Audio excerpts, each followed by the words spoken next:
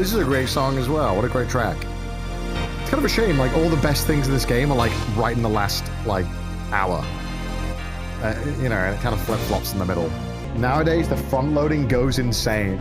we do tend to front-load like crazy nowadays. That was a great game. Honestly, it was a lot of fun. It was good. It's crazy, like, being a Castlevania fan is so, like, moronic, because we play the same f***ing story over and over again. And we're, like, literally the exact same story every game. Except for, like, Symphony of the Night, slightly different, but still kind of the same.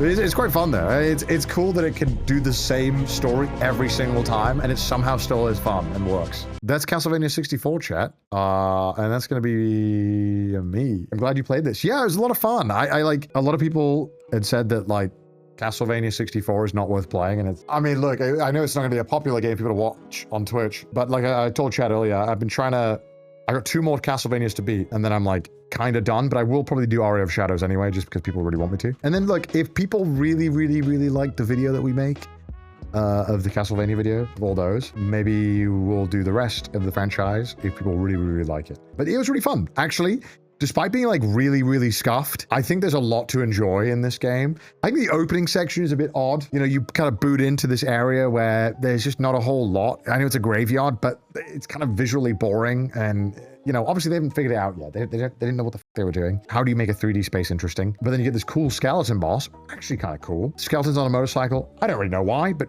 f it. And then we get to the mid game, and it kind of goes like, kind of gets a little shitty right after the castle entrance, and we get into this kind of really kind of stale and boring section with a ton of backtracking, and then we get to the worst platforming ever, potentially ever conceived in a video game, and then finally, when you get past that, you get to the sick fucking bosses, and that's when the game was awesome. So I think, like, this game, the way people talk about it, people talk about this game like it was a mistake, like it should never exist, but I feel like it was actually really fun, and there was a lot to enjoy.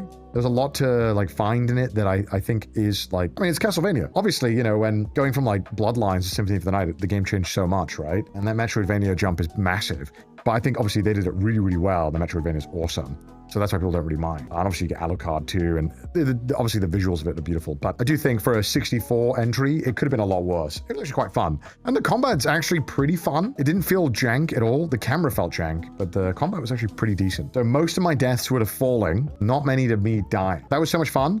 So thank you guys so much for watching. Seriously. Look, I just played Castlevania fucking 64, okay? I don't think I can talk about what games are hyped for stream, because there's not a fucking soul has clicked on that category.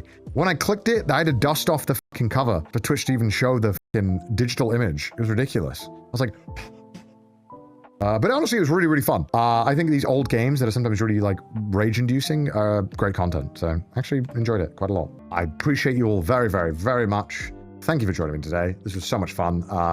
Again, I'm very lucky. I feel absolutely privileged. I feel very fortunate that I am able to stream, you know, just the weirdest games. Like, look, Castlevania is a popular franchise. Maybe Symphony of the Night is popular, and maybe the original are pretty popular. People don't mind watching them, but streaming like a fucking Nintendo 64 game that no one liked is really awesome, and I'm really grateful that you guys watch. So I do genuinely really appreciate it. So is Pete here? What, did Pete say something? Castlevania 64, did I miss it? You did. No, these games are awesome. I miss Pete. You did. The boss fight in 64 might be one of the top Castlevania boss fights, not gonna lie. Except the first fight with Dracula was kind of ass, but that dragon in the end was so sick, it kind of made up for it. It was kind of a sick fight. So it was pretty sick. It was pretty sick, I won't lie.